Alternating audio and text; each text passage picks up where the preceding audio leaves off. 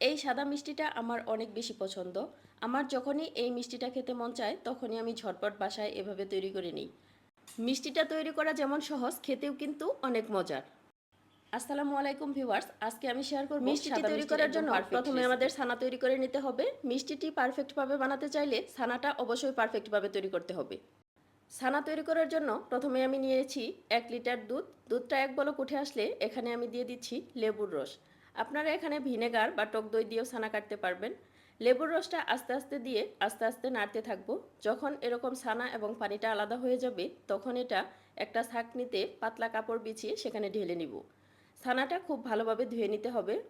ছানাটা খুব ভালোভাবে ধুয়ে নেওয়া হয়ে গেলে এখন এটা এভাবে ঝুলিয়ে রাখবো 1 ঘন্টা। মিষ্টি বানাতে গেলে ছানার পানিটা সম্পূর্ণভাবে ঝরিয়ে নিতে হবে, না হলে মিষ্টিটা পারফেক্ট হবে না। 1 ঘন্টা পর আমি ছানাটা বের করে নিয়েছি। এখানে 1 কাপ ছানা হয়েছে। এখন এটা হাত দিয়ে খুব ভালোভাবে ভেঙে নিব। এখন এখানে দিয়ে দিব 1 চামচ চিনি। চিনিটা দিয়ে ছানাটা খুব ভালোভাবে মথে নিতে হবে। ছানাটা এখন এমনভাবে মাখতে হবে যেন চিনিটা ছানার সাথে খুব ভালোভাবে মিশে যায় এবং ছানাটা অনেক বেশি নরম হয়ে যায়।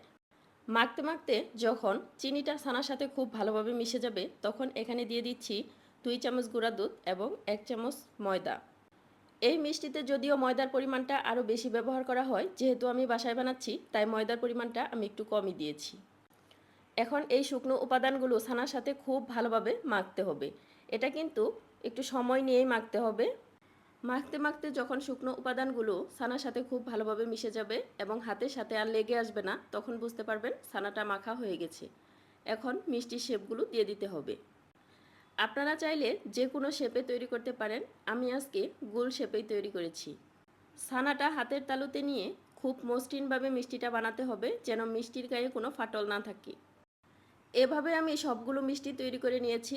মিষ্টিগুলো বানানো হয়ে গেলে এখন আমরা চলে যাব চুলাতে শিরা তৈরি করতে। শিরা তৈরি করার জন্য প্রথমে একটি কড়াইতে দিয়ে দিচ্ছি 1 কাপ চিনি এবং 2 কাপ পানি। এই শিরাটা একটু পাতলাই হবে। শিরাতে দিয়ে দিচ্ছি একটা এলাচ, দিয়ে একটা বলক উঠিয়ে নিব। শিরাতে যখনই একটা বলক চলে আসবে তখনই আমরা এখানে দিয়ে দিব তৈরি করে রাখা সেই মিষ্টিগুলো। কোনোভাবেই শিরাটা ঘন করে মিষ্টি দেওয়া যাবে না, পাতলা শিরাতেই মিষ্টিটা দিতে হবে। শিরা ঘন করে মিষ্টিটা দিলে মিষ্টিটা শক্ত থেকে যাবে, ভিতরে আর শিরা ঢুকবে না। এখন ঢাকনা দিয়ে ঢেকে এটা 10 মিনিটের মতো জাল করে নিচ্ছি। 10 মিনিট পর মিষ্টিগুলো ফুলে একদম ডাবল হয়ে গেছে। এখন আবারও ঢাকনা দিয়ে ঢেকে চুলার আঁচটা লো মিডিয়ামে রেখে আমি জাল করে নিয়েছি 30 মিনিটের মতো। 30 মিনিট পর চুলাটা বন্ধ করে এটা রেস্টে রেখে দিতে হবে 4 থেকে 5 ঘন্টা। আমার বাসায় যদিও 4-5 ঘন্টা রেস্টে রাখার কোনো সুযোগই নেই। মিষ্টি বানানোর সাথে সাথে গরম মিষ্টিটা খাওয়ার জন্য সবাই অস্থির হয়ে যায়। আমি 1 ঘন্টার মতো রেস্টে রেখেছিলাম। আলহামদুলিল্লাহ, 1 ঘন্টার ভিতরেই মিষ্টির ভিতরে শিরাটা পুরো